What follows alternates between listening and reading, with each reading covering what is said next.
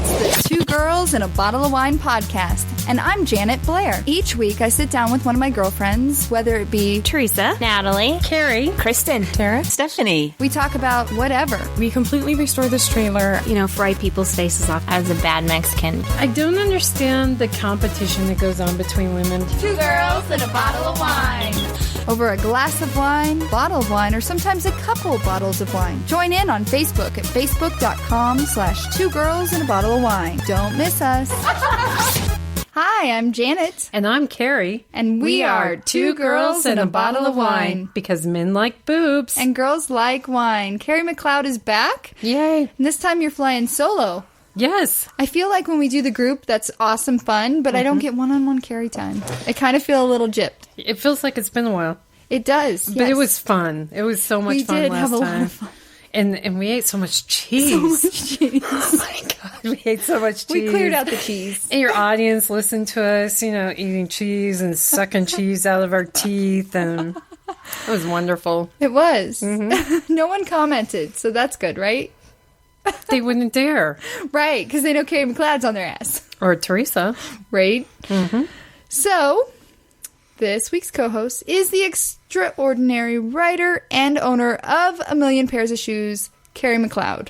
I feel like I forget to introduce you, Teresa. When you guys are here all the time, I'm just like, hi, Carrie. For people listening for the first time, they're like, who? I think both Carrie me and Bradshaw? her have, yeah.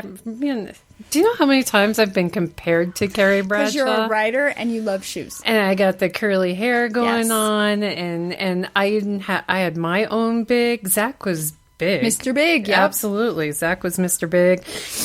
Speaking of, I was. We're down. recording. I know. Okay. I was down all weekend, and this was such exciting news to me. Sex and the City on Prime. 6 seasons free. Did you watch them all? Well, I watched 2 whole seasons yesterday. I know. I could sit and watch Sex and the City all day long, and it would not be a problem. You know what I found too, because she writes about a lot of the kinds of things I like to write about. So it always gets me thinking even further. Ooh, I could write about this. I could write about that. Yeah. How is your blog? carryonlife.com. Yeah. I actually got some emails to my Carry On Life email asking, so are you okay? Are you going to write? Last time I wrote was May. I mean, I write every single day. Right.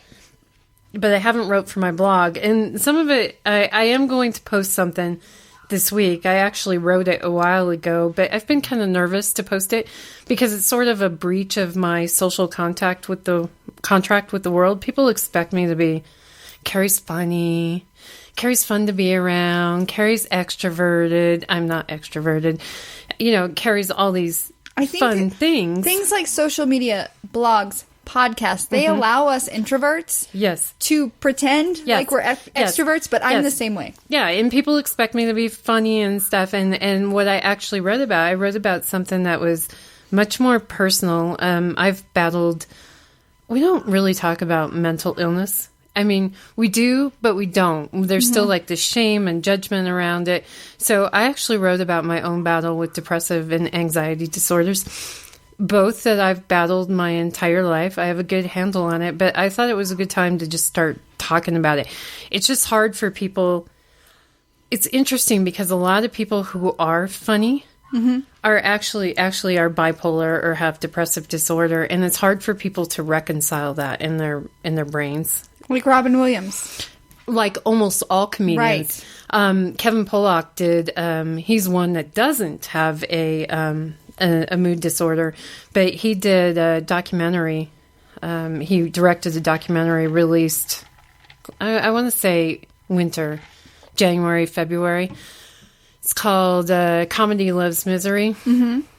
Or maybe it's the other way. Misery loves comedy. I don't know. Anyway, that's what it's about. It's about all those comedians that have either bipolar or depressive disorder. And of course, they're funny about it. But the fact is it's something that's very real to these people.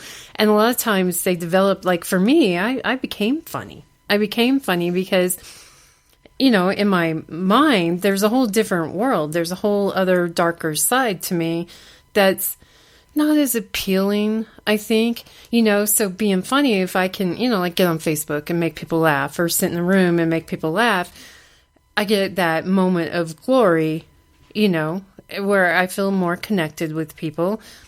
I seem warmer. I seem easier to get along with, easier to love, easier to get to know. And it's not saying that's not me. It's just there's this whole other side to me. So I've just been a little bit nervous about putting it out there because there's going to be those people who are like, this is too much information, or you're just trying to seek pity. Stop worrying about what other people think, Carrie McCloud. Exactly. That's like that quote, that Cyril Connolly quote that I love to post is, write for the public and you could lose yourself. I don't remember the exact quote, but write for the public and you could risk losing yourself, or write for yourself. And, it's probably transverse, but you know what I mean. Like I had to remind Teresa recently. She posted something and she was like, I'm sorry, but this made me laugh. And I was like, stop. Live unapologetically.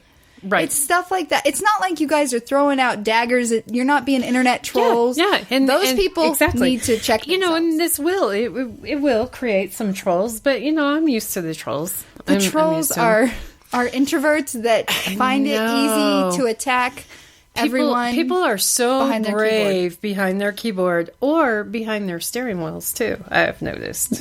Yes. They're so brave. Which is ignorant because we have concealed carry here. Stop that. Actually, this isn't the first time that I've written something so open. I wrote an entire blog about my recovery from an eating disorder. And I think there's some strength in showing your vulnerability, but it's still hard to do. Mm-hmm. And I've wrote some funny pieces. So I think over the next couple of months, I'll be pretty consistent with my blog. It's just, do you need me to posted. prod you every once in a while? Give me a deadline. Just give me a deadline, Carrie. I want this posted by Thursday. I feel like you would totally respond with some excuse that would make me laugh and be like, "Okay, I'll push it out a week." I was buying new shoes. You don't understand. You didn't wear your those big red shoes boots. I know, but I wore these glorious black fringy thigh-high boots. I like those. I know, and they're comfortable to walk in. The red ones are not. Big difference between the 3-inch heels and the 6-inch heels. There are. Mm-hmm. And I don't know how you girls do it. Like 2 weekends ago, I was texting you. I wore these really cute shoes out. And by the end of the night, Steve and I were squabbling because I'm like, slow down. And he's like, wear shoes that are comfortable. And I'm like, you. And then I get home and there's blisters on my ankles. And I'm like, see, look what you did to me. I just want to be pretty for you. You texted me the picture of those shoes, and I'm like, oh, Janet, those are bedroom shoes. You gotta tell me these things. They're all flat up at the top. They're not walking shoes. They were not. They're very pretty, sexy in the bedroom with nothing else on. We were downtown Denver, had to park and walk. And then this last weekend, I was smarter. I got these really cute fringy boots. But, again, not a lot of support under the toes. Very high heels, and I put them on. I took a picture, and I'm like, Steve, I gotta change. He's like, why? I was like, I want to avoid a fight this weekend. He's like, okay, good point. I'm like, we got the picture. I'll break them in another time. Maybe when we're gonna park, walk, sit, walk, go home. Yeah, but those are great shoes. They're fun. Boots, they're great. But I like yours. I like it's like a cowboy boot. Yeah, they're type exactly. heel. They're like a cowboy boot. Those support you better, and they're not as high. Or I definitely make sure there's a platform up front. Mm-hmm. I do notice that. Mm-hmm. When you said that, I was like, she's so right. I love wedges. Yeah. I love wedges. I have a couple of pairs of Carlos Santana shoes. Mm-hmm. They're beautiful. Oh my gosh, they're so beautiful. They are so only bedroom shoes. They are. They're just so stunning. I just want to take pictures of them and then go out. I was going to wear these. Right. See? Aren't they beautiful? They're gorgeous. Imagine these on my feet Carlos right now. Santana. They're art. That's why you didn't wear them out, because you wanted to preserve the art. Exactly. So we got to talk about what's been going on with you. Mm-hmm. Last weekend, we had a Cooking with Carrie incident. Yes. Tell us all about it, Carrie McCloud. Carrie set herself on fire last weekend. You sent me these text messages, and I'm like, I know. WTF, Steve, Carrie is on fire. I know. I send them to you and Teresa because I know I'm going to get adequate sympathy from you guys. But yes, I seriously, I set myself on fire. So Ken took me to McGraw. Oh, stop. Before we get into the fire situation, how was Tim McGraw? Tim McGraw was great, but truthfully, I like Dierks Bentley better. I agree with that. Better stage presence. Mm-hmm. And Dierks is just hot. Did he take off his shirt? Because I saw... Dierks? Yeah. Oh, yeah. Did he? Because he doesn't always. Like, I feel like that's a new thing, and I saw a recent picture, and I'm like, when did he get abs? He's just... Yeah. I've never seen them before. He's such a beautiful man. I wanted to kidnap him, but, they trapped me. They trapped me. And I think they did it on purpose because my friend Christy, she knows me, she knows, and she thinks I'm hilarious when I drink because I really am love on steroids. But part of the whole love on steroids is I get drunk and I wander off because I love everybody. Not just the people you're with. I gotta spread Carrie out. I gotta get to know everybody, and I'm like trapped. And I hadn't been to Fiddler's in a long time, and they didn't used to have it's like this whole handicap thing. Oh, okay. So we're on the green, and we're down there, and I'm thinking, cool, I'll just escape. I can't escape because we're trapped behind this whole thing. And then I look behind me, and there's like a sea of bodies. I still made best friends with the people around us. Mm-hmm. And this girl, she was so cute. She was like, I don't know, maybe 18. And I loved her, but I couldn't escape, so I could go and steal him. Right. I really wanted to steal him. Good friends. God, he's so hot. All right, so let's get back to your post-traumatic sauce disorder. Let's go. Okay. So I was cooking him dinner. I was going to cook a nice romantic dinner. I picked up a couple of really great steaks from the butcher. Steak. Butcher? Yeah. You have a butcher? Well, I went to a butcher for this because, he took me to Tim McGraw. Oh, also the night before that, he took me swing dancing. And, we've talked about how he feels about dancing. Yeah, he's not that good. But but he's trying. He took me. That was a super sweet thing to do. So I wanted to cook him a nice dinner. So I got these really nice steaks. And I was making like a mushroom wine sauce. And I had it simmering. And it was getting a little too thick. So I added some water to it. And then turned the heat back up.